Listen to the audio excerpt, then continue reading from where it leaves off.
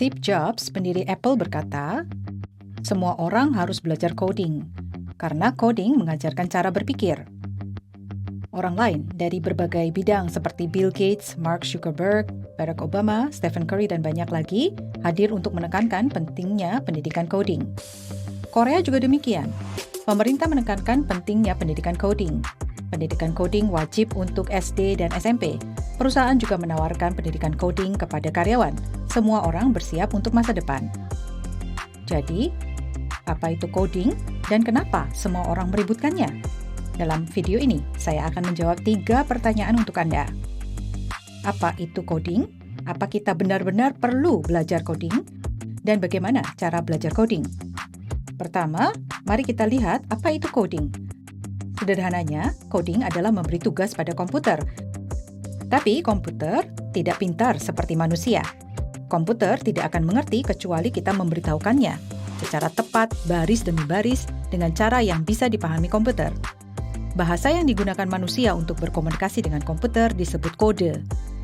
Dan penulisan kode untuk membuat komputer bekerja disebut coding.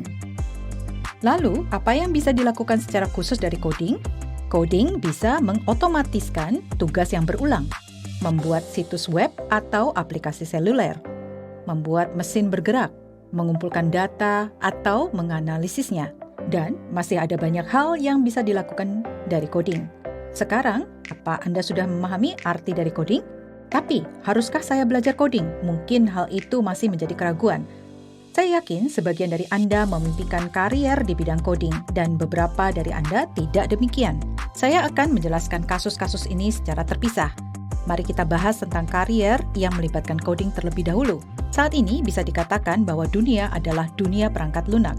Jika Anda melihat perusahaan terbesar di dunia yang Anda ketahui, semuanya adalah perusahaan perangkat lunak. Bukan itu saja. Semua perusahaan menganggap perangkat lunak dan data sangat penting sehingga mereka mengatakan perusahaan keuangan dan bahkan fashion adalah perusahaan perangkat lunak. Akhirnya, perusahaan mengalami situasi yang membutuhkan ahli perangkat lunak dan data, tapi tidak banyak orang yang cakap di bidang ini. Karena itu, mereka harus memberikan penawaran yang bagus kepada ahli perangkat lunak. Kesimpulannya, jika Anda berbakat dalam perangkat lunak, saya harap Anda melakukan yang terbaik. Anda diberkati. Selanjutnya, kenapa orang yang ingin berkarir dalam bidang selain coding harus belajar membuat kode? Pertama-tama, jika Anda mengerti tentang coding, Anda bisa memahami cara kerja berbagai hal di seluruh dunia. Sebagian besar teknologi yang digunakan oleh industri terkemuka saat ini terkait dengan perangkat lunak. Orang yang memiliki pengetahuan dalam coding dan tidak tentunya memiliki sudut pandang yang berbeda tentang dunia. Alasan bagus lain mempelajari coding adalah coding bisa digunakan untuk bekerja lebih efisien. Orang yang tahu cara membuat kode selalu punya kebiasaan untuk menemukan masalah dan kemampuan untuk memecahkan masalah. Saya berani mengatakan ada banyak ketidakefisienan dalam pekerjaan Anda. Jadi bisa saya pastikan belajar coding beberapa bulan saja akan memberi Anda kemampuan untuk mengatasi ketidakefisienan tersebut. Alasan terakhir untuk belajar coding adalah banyak karier di masa depan akan membutuhkan coding. Bahkan karier yang ada saat ini akan berubah menjadi menggunakan coding atau mungkin menghilang. Bagi sebagian orang, coding mungkin bukan opsional, tetapi penting. Bagaimana menurut Anda? Tidakkah Anda ingin mencoba mempelajari coding? Lalu, bagaimana cara belajar kode? Pertama, akan saya berikan sebuah kiat. Karena kita terbiasa dengan metode pendidikan menghafal, kita cenderung berusaha menghafal semua sintaksis saat membuat kode.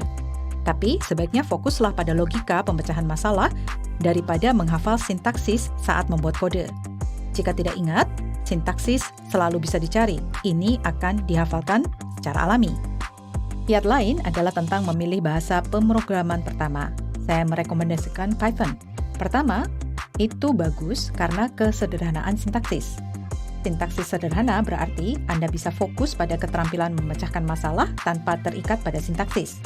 Python juga sangat fleksibel. Python bisa digunakan di berbagai bidang seperti pengembangan web, analisis data, otomatisasi tugas, dan banyak lagi. Selain itu, Python adalah salah satu bahasa pemrograman paling populer. Jadi, Anda mempunyai keuntungan mempunyai banyak orang yang bisa membantu Anda. Code8 sudah membuat kursus pemrograman dasar Python dengan 2 prinsip ini.